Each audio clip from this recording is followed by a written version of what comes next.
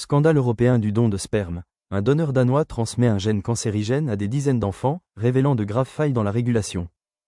Actu Europe.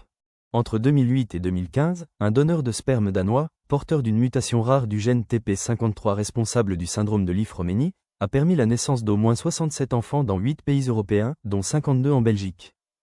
Cette mutation, indétectable par les tests standards à l'époque, a été transmise à 23 enfants, dont 10 ont déjà développé des cancers précoces, notamment des leucémies et des lymphomes. Le scandale a éclaté après que 2 familles ont signalé des cancers similaires chez leurs enfants, menant à des analyses génétiques poussées et à la découverte du lien avec le donneur. L'affaire met en lumière l'absence d'harmonisation européenne sur le nombre de familles pouvant bénéficier du sperme d'un même donneur. La Belgique limite à 6 familles, la France à 10 enfants, alors qu'au Danemark, la limite était de 75 naissances, un seuil jugé énorme par les spécialistes.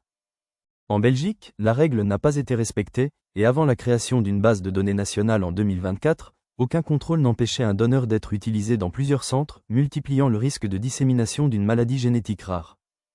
Ce scandale relance le débat sur la nécessité d'une législation européenne limitant strictement le nombre de naissances par donneur et sur le renforcement des contrôles génétiques.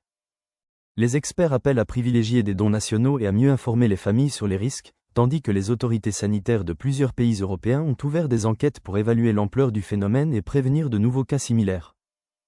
Commentez ci-dessous. N'oubliez pas de cliquer sur « J'aime » et de vous abonner pour suivre l'actualité en temps réel.